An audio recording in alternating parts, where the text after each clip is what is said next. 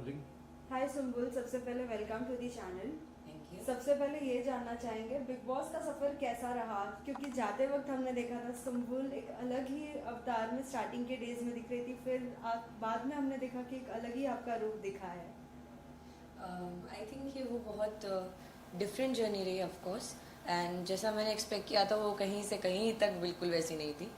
पर एक चीज़ मुझे अच्छी लगी कि हाँ, मुझे मतलब लर्निंग एक्सपीरियंस था, बहुत चीज़ें सीखने को मिली। उसके साथ साथ एक ये चीज़ हुई कि वो बहुत रियल जर्नी रही कि स्टार्टिंग में भले ही मैं फिट इन नहीं कर पा रही थी, देन कुछ और चीज़ें हो गई जिससे मैं और ज़्यादा it was more like a downfall for me, and then वहाँ से वापस से ऊपर आना, एंड सो आई थिंक कि it was a natural journey. तो उस चीज़ की मुझे थोड़ी खुशी है कि हाँ, एक रियल जर्नी थी मेरी।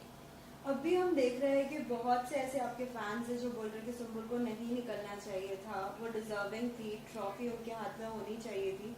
क्या लगता है आपको, ऐसा कौन सा व्यक्ति है जो अभी भी अंदर है और वो डिजर्विंग नहीं है?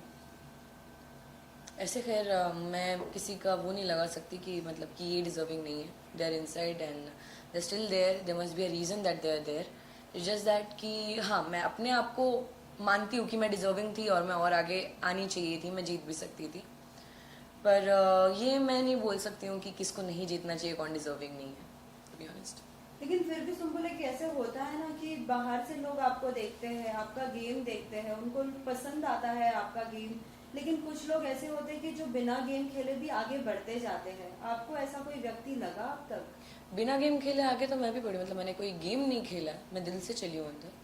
पर उसके साथ मैं अगर एक नाम लेना चाहूँ तो मेरी नज़र में शालीन, और उसका कारण बहुत सिंपल सा है कि अ, शालीन का मतलब मैंने स्टार्टिंग से चिकन के अलावा कोई और मुद्दा देखा नहीं था। Is a nice guy, and कुछ और मुझे ज़्यादा गिला शिकवा नहीं है, ऐसा कुछ मैं मन में लेके नहीं घूम रही हूँ। जस्ट दैट कि आई थिंक कि उनका वो जो लव एंगल उन्होंने चलाया, फेक लव एंगल या जो भी था वो, आई थिंक उसके भरोसे वो इतना लंबा आ गए and he still there. So I think कि वो थोड़ा सा कि शायद मैं भी अगर कोई लव एंगल खेलती तो मैं आगे तक पहुंच जाती, फिनाले तक पहुंच जाती, या फिर मैं सिर्फ कैमरा में दिखने के लिए कुछ भी फालतू के मुद्दे उठाते रहती, गंदगी करती या नीचा दिखाती, तो शायद मैं आगे पहुंच जाती। पर मुझे ये सब चीज़ें सही नहीं लगती हैं करना, टू बी ऑनेस्ट। पता है, लव एंगल की जब बात आती है, कहीं ना कहीं आपके साथ भी उन लोगों ने कुछ एक साजिश की थी। आपको भी उसमें कहीं ना कहीं बहकाने की कोशिश की थी कि हाँ, सुम्बुल के बारे में भी आपने भी ये बात की जिक्र की है एक बार टीना से। क्या कहना चाहेंगे, जब अगर गेम खेला चाहते हैं तो इंडिविजुअल अपना गेम खेलना चाहिए, या ये सब मुद्दों को लाना ज़रूरी है बिग बॉस के घर में? क्योंकि ये तो एवरी सीजन का अब हो गया है कि एक love angle banana. Do you think so? It is actually here. Big Boss has also actually become like a film, to be honest, जिसमें एक हीरो है, एक हीरोइन है, एक विलन बन जाता है। जितना मैंने इस सीज़न में नोटिस किया है, इस सीज़न की बात करी मैं पर्टिकुलर, पर मेरी नज़र में ये सही नहीं है। मैं सच्ची बोलूँ तो कि आप मतलब ये क्या वाला, अगर आप फेक लव एंगल खेल रहे हो तो आपको बहुत ज़्यादा सपोर्ट मिलता है।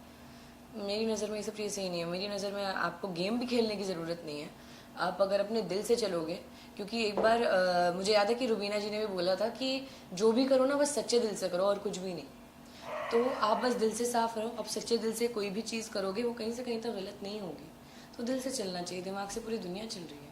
अभी भी आपके निकलने के बाद भी कुछ कुछ बातें चलती कि मंडली एक तरफ है और अपने मंडली में किसी को लेना नहीं चाहती है। शालीन भी अभी कह रहे हैं, हमने कल परसों के भी एपिसोड में देखा है कि कहाँ वो शिव से लड़ रहे हैं कि मंडली बना लिया है तो ऐसे लेना नहीं पसंद कर रहे हैं, कि मैं तुमसे सिर्फ बात करने गया था, लेकिन ये तो कुछ और ही समझ रहे हैं। एक्चुअली मंडली इज़ नॉट अ कंपनी जैसा बना के रखा है कि मंडली लोगों को हायर करती है वहाँ पे काम करने के लिए, ऐसा कुछ भी नहीं है। मंडली जेन्युइन फ्रेंडशिप है, जो एक शब्द दे दिया गया मंडली, पर उसके अलावा वो एक जेन्युइन फ्रेंडशिप थी जो लोग आपस में जो कनेक्ट कर पाए। शायद किसी एक इंसान से कनेक्ट कर पाए हो, पर धीरे धीरे करके हर एक इंसान से कनेक्ट करने लगे, क्योंकि कहीं ना कहीं मंडली में वो लोग हैं जो काफ़ी सेल्फलेस हैं। चाहे वो साजिद सर हो, चाहे वो अब्दू हो, चाहे वो शिव हो, चाहे वो स्टैन हो, चाहे वो निमृत हो, या फिर मैं हूँ। तो कहीं ना कहीं एक जो जेन्युइन दोस्ती होती है कि आप दोस्त के लिए कुछ भी कर सकते हो, वो मंडली है। तो मंडली इज़ नॉट लाइक कि कोई भी आए, 2-4 दिन अच्छे से बात हो तो उसको एकदम दोस्त बना लिया। नहीं, जब तक आप किसी इंसान से कनेक्ट नहीं करोगे तब तक आप मतलब दोस्त नहीं मान सकते ना। बहुत सिंपल सी चीज़ है वो। और अगर सुम्बुल आपसे अगर पूछा जाए कि बिग बॉस के घर में this season who was the entertainment person? अरे यार, सब अपने आप में बहुत एंटरटेनिंग है, सच्ची बोलो तो। मतलब अर्चना बहुत एंटरटेनिंग है, और शालीन भी है कहीं ना कहीं बहुत, उन्होंने भी एंटरटेन किया होगा। क्योंकि हमने जो एक न्यू ईयर पे वो एक एक वीडियो देखा था, तो he is a funny guy I think. तो लोगों ने पसंद किया होगा, एंटरटेनिंग वो भी है। उसके साथ साथ स्टैन बहुत एंटरटेनिंग है, शिव भी बहुत एंटरटेनिंग है, साजिद सर बहुत एंटरटेनिंग थे। तो ऐसा कौन है जो एंटरटेनिंग नहीं है? सब एंटरटेनिंग है कहीं ना कहीं। तो हु वाज द लाइक जैसे से जोड़ी बोलते हैं ना, जोड़ी बनती है हर बार बिग बॉस के घर में, हम देखते हैं कब किसी ना किसी की जोड़ी बनती है। जैसे हमने पहले देखा था सिडनाज, जो बहुत ट्रेंड कर गए थे। ऐसे इस सीजन अगर आपको अगर कोई लगा हो? आई थिंक स्टैन और शिव सबसे माशाल्लाह सबसे प्यारी जोड़ी रही है वो। बिकॉज जब साजिद सर चले भी गए और हम लोग भी थे, इनफैक्ट मैं अभी के भी एपिसोड देखूँ, उनको जो दोस्ती का अवार्ड दिया गया and everything. So I think कि वो एक जोड़ी है, वो सबसे माशाल्लाह सबसे कमाल की जोड़ी है। वो एक जोड़ी, और एक साजिद एंड अब्दू, सजदू। ऐसा कोई एक व्यक्ति जो हमेशा हर किसी की फ्रेंडशिप तोड़ना पसंद करता है जोड़ने से ज्यादा, और खुद को ज्यादा हाईलाइट करने की कोशिश करता है? You mean the self centred person? Right. Tina. Tina, why do you think so like that?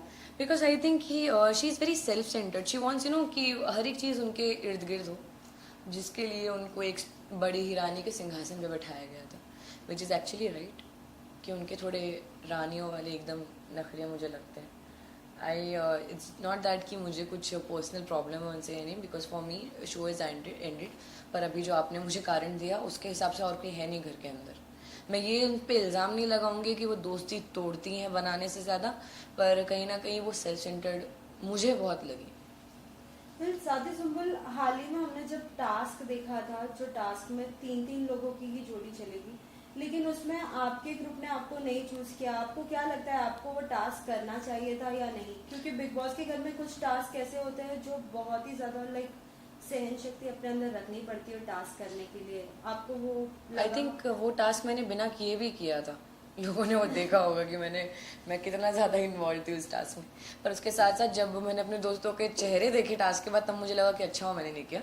पर ये है कि हाँ, मैं ऑफकोर्स करना चाहती थी। पर उसके एक दिन पहले जो नॉमिनेशंस हुए थे, तो कहीं ना कहीं मुझे ये लग रहा था कि मेरे कारण ये चीज़ हुई है। तो नेक्स्ट डे उस टास्क में मैंने भी ज़्यादा फोर्स नहीं किया, या मैंने ज़्यादा फाइट बैक नहीं किया कि नहीं मुझे जाना है। बिकॉज अगर कहीं ना कहीं मेरे कारण कुछ और गलती होती, कुछ भी होती, मुझे इतना विश्वास था कि नहीं छूटेगा। विश्वास मुझे लेकिन नॉमिनेट वाले में भी था। सो यू नेवर नो कि क्या हो जाए। तो वो चीज़ मुझे थोड़ा डर लग रहा था कि नहीं यार, एक चीज़ मैं ऑलरेडी कर चुकी हूँ, तो यहाँ पे मैं रिस्क नहीं लेती। तो मैं खुद अपनी मर्जी से ही नहीं गई थी। बार बार आपको लोग कहते थे कि सोई हो, अब तो जाग जाओ, अब तो जाग जाओ। ये सुन सुन के आपको कुछ अजीब नहीं लगता था? क्योंकि हर कोई ये घर में तो बहुत सारे ऐसे लोग थे जो सोए हुए थे, जो अब तक आगे बढ़ गए। मुझे बुरा लगने लगा था बीच बीच में कि मतलब अभी तो मैं जगी हुई है। जब मैं जगी थी तब भी बोलते थे कि ये सोती रहती है। मतलब मेटाफोरिकली बात कर रही हूँ। तो वो चीज़ मुझे लगी कि यार अब तो मैं अच्छे से कर रही हूँ, अब तो मैं हर जगह इन्वॉल्व हूँ, अब मुझे क्यों बोल रही हूँ। वो चीज़ थोड़ी बुरी लग रही थी। और फिर क्या होता है ना कि आपको कोई भी, चाहे वो शेखर सर हो, चाहे सलमान सर हो, कुछ भी आके बोले, वो एक अलग चीज़ हो जाती है। पर वही चीज़ जब कंटेस्टेंट्स आपके सामने रिपीट करते हैं, आपको नीचा दिखाते हैं वो बोल बोल के, तब ज़्यादा बुरा लगता है। Because you can not say anything, it just that कि आपको खुद को पता है कि आप कितने इन्वॉल्व रहे हो। तो बुरा लगता था। But after a point I just एक हो गया था कि अभी छोड़ो, मेरे को अभी इतना कर लिया फिर भी कुछ नहीं हो रहा है, तो मेरे को इन्वॉल्वमेंट चाहिए ही नहीं, मेरे को होना ही नहीं है। पर फिर आया टॉर्चर टास्क, जिसमें मैं कुछ भी मतलब I couldn't control my self, because वो लोग बहुत गलत कर रहे थे। एक ऐसा व्यक्ति जिसके साथ आपकी जर्नी बहुत ही अच्छी रही, अगर किसी एक को अगर चूज करना रहा तो? साजिद सर। क्यों, रीजन? बिकॉज वो मतलब एकदम फादर फिगर हो गए थे मेरे लिए घर के अंदर। मेरे को उनसे डांट खाने में डर भी लगता था, और उनके लिए खाना बनाने में खुशी भी मिलती थी, उनके साथ मस्ती करने में मज़ा आता था। सो वो मतलब एक फैमिली काइंड ऑफ एक अपनापन वाली फीलिंग होती है। तो I has to feel very protected and very safe उनके पास में। सुंदर, पता है आपके इतने फैंस थे कि इतने फैन पेजेस बने हैं, पूछो मत। लेकिन है ना, लोगों की एक शिकायत थी कि अगर आप शालीन को नहीं पसंद करती, उनकी कुछ हरकतें नहीं पसंद करती, फिर भी उनका काम करना क्यों पसंद करती थी आप? क्योंकि कहीं ना कहीं टीना भी एक हद तक ऐसे चिढ़ के फिर वो पीछे हो जाती थी। मतलब स्टार्टिंग की बात कर रहे हैं आप? जी। वो क्या होता है ना, मेरी नज़र में जो चीज़ है कि एक दोस्ती में, आपके दोस्त में ज़रूरी नहीं है कि आपका दोस्त एकदम परफेक्ट हो, उसमें कोई फ्लॉ ही ना हो। सो दोस्ती होती यही है कि आप सामने वाले की खामियां जानते हो, वो जो जहाँ जहाँ गलत है, जो जो बुराई है वो आप जानते हो, लेकिन उसके बावजूद आप उसको एक्सेप्ट करते हो। मेरी नज़र में दोस्ती वो है। आप उसको समझाते ज़रूर हो, पर मेरे और शालीन में ऑफकोर्स एज डिफरेंस बहुत ज़्यादा था, तो कहीं ना कहीं मुझे बोलने में भी लगता था कि यार ये इंसान ऑलरेडी समझदार है, जो मुझे बाद में लगा कि नहीं है। पर स्टिल मेरे लिए स्टार्टिंग में वही चीज़ थी कि यार he is my friend and whatever, like कुछ भी बुराइयाँ हो, I should accept him the way he is, because दोस्त है मेरा, सो वाई नॉट। मेरा ये सोचना था।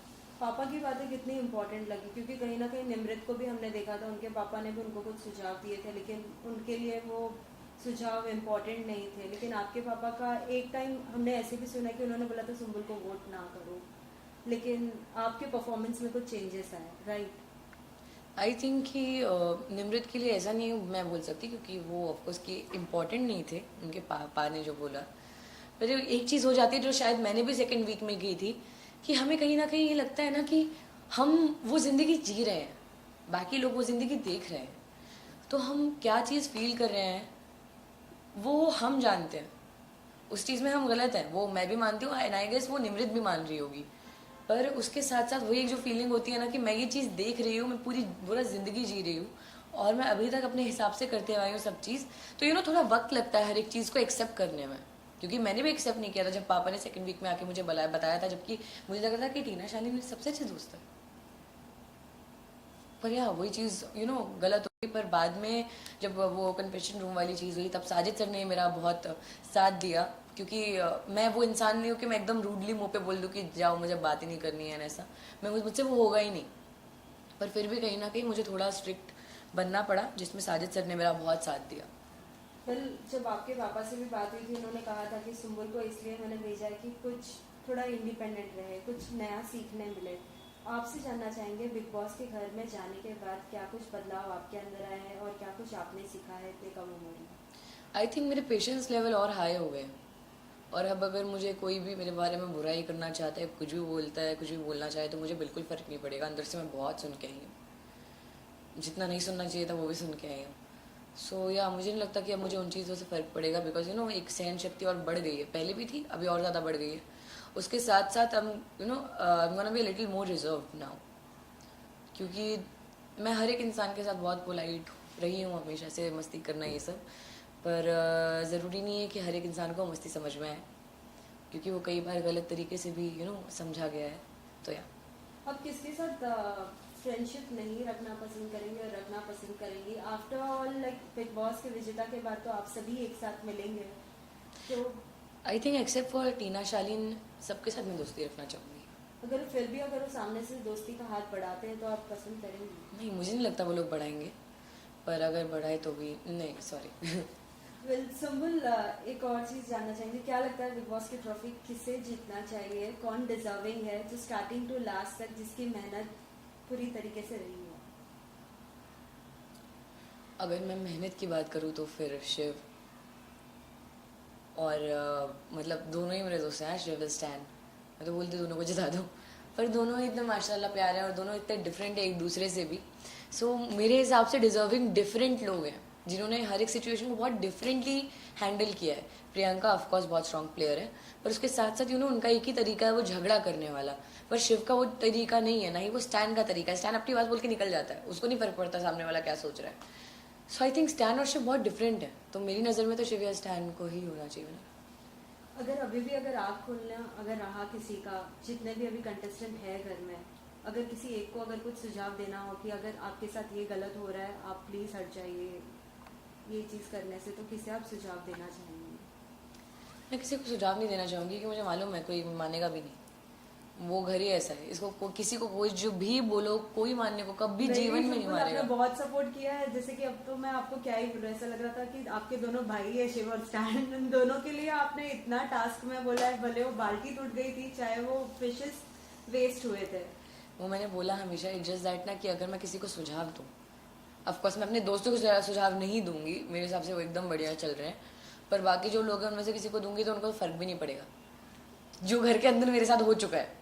बहुत सुझाव देने की कोशिश की, कोई नहीं सुनता, कोई मतलब नहीं है एनर्जी वेस्ट करने का, बता रही हूँ मैं।